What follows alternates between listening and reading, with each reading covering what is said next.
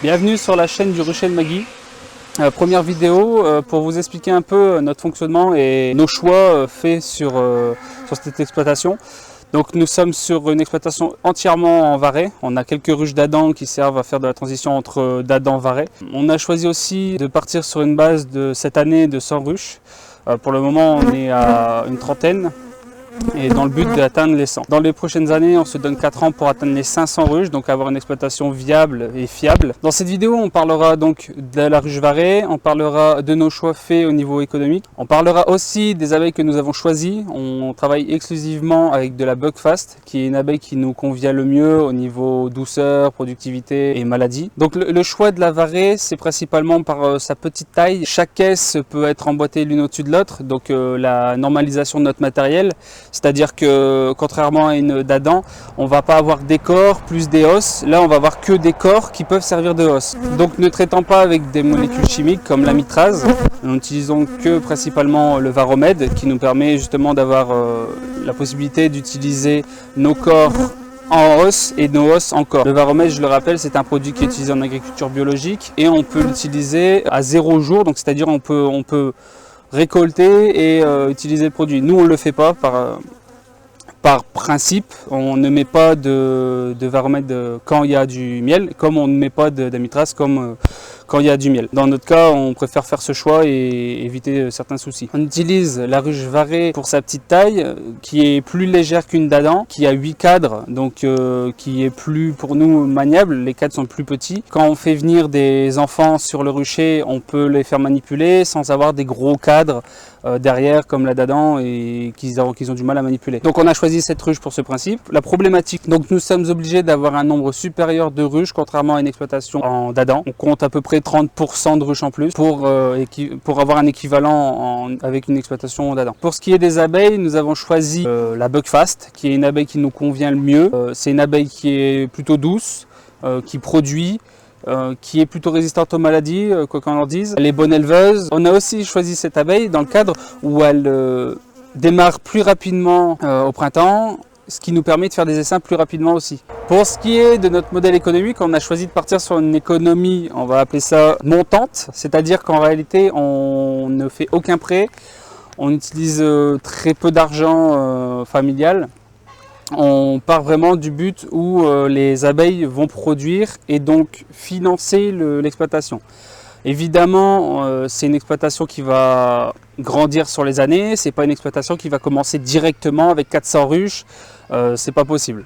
Pour parler un peu d'historique, en 2017, j'ai commencé à fort m'intéresser sur le sujet des abeilles, principalement sur internet, en regardant beaucoup de vidéos, en regardant beaucoup de livres que j'avais sous la main. J'ai lu beaucoup de forums, de blogs, j'ai fait mon avis. J'ai appris beaucoup de choses sur tout ce qui était le couvain, le miel et autres. En juin 2018, j'ai acheté mes 2 premières ruches en d'Adam, étant donné que j'ai pas trouvé de ruches en Varay, enfin du moins dessin en Varay, et en plus de ça en Buckfast. Donc j'ai dû acheter 2 ruches d'Adam. En juillet 2018, je transformais ma colonie en d'Adam en Varay. J'ai principalement fait un greffage de couvain dans la Varay, tout en gardant la d'Adam sur le côté avec la reine.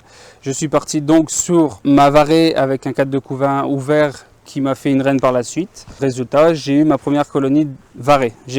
Ça a commencé à partir de ce moment-là. Cette colonie a passé l'hiver. L'année d'après, j'ai refait des colonies grâce à cette colonie-là. Donc je suis monté, je crois, à 5 ou 6 colonies. Donc on est en 2019. Une des colonies grossit énormément, me fait énormément de miel, alors que les autres colonies en d'Adam n'avaient pas fait beaucoup de miel. Donc j'étais ravi de mon choix, en sachant qu'on peut tout à fait avoir une même production de miel sur une d'Adam. Mais dans mon cas, c'est ma Varay qui a donné le plus par chez nous. Le 1er août 2019, j'obtiens, après demande auprès du ministère de l'Agriculture, mon numéro de SIRET, ce qui me permet de vendre à un professionnel local mon miel et donc de faire entrer de l'argent pour pouvoir acheter par la suite suite des nouvelles ruches. S'ensuit donc d'une nouvelle arrivée de colonies, dans le sens où j'ai fait des divisions et augmenté donc le nombre de colonies grâce à ces ruches achetées précédemment, montant à environ 10 colonies mon cheptel. L'année suivante, en 2020, une année excellente, on est monté à 24 colonies, c'est le plus haut nombre de colonies que j'ai eu depuis 2018 du coup. Résultat, énorme arrivée de nectar avec ce beau temps. En 2020, année exceptionnelle,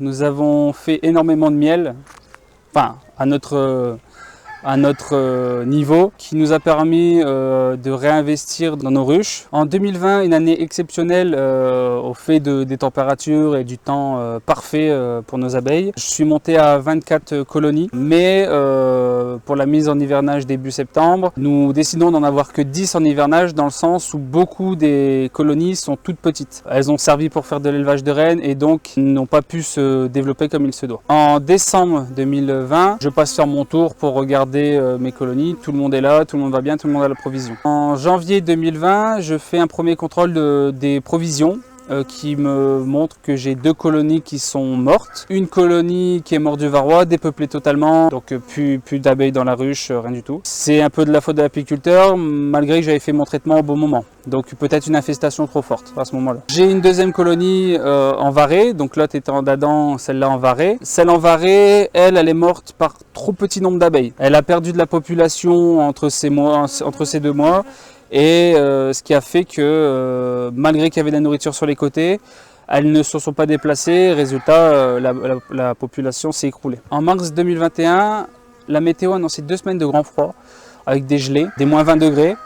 J'ai donc fait le choix de mettre des candis, de vérifier mes candis et de remettre des candis s'il en manquait. Donc presque, je dirais, 80% des ruches en avaient besoin. Je leur ai remis environ 1,5 kg de candis chacun, peut-être pas assez à ce moment-là du coup. Pensant que ça allait faire l'affaire, j'étais plutôt satisfait. Tout le monde était là, hein, les populations étaient là, c'était parfait. Du coup, je laisse passer ces 2 semaines. 2 semaines plus tard, je prends le temps d'aller voir mes colonies. Et là, je me rends compte que 5 des colonies, des 8 qui restaient, ont trépassé. Elles ont été... Ce qui s'est passé, c'est que la colonie était bien là. Le problème, c'est que dû à ces grands froids, elles ne se sont pas déplacées. Il y avait de la nourriture partout. Il y avait le candy très peu mangé, mais elles ne se sont pas déplacées sur les rives. Elles ne se sont même pas déplacées sur les côtés des cadres qui avaient des auréoles justement tout autour. 5 des colonies ont eu ce cas-là. Après ces 2 semaines de froid, me restait 3 ruches. Aujourd'hui, nous sommes à 30 ruches.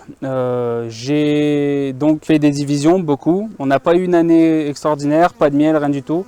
C'était pas notre but de faire du miel cette année.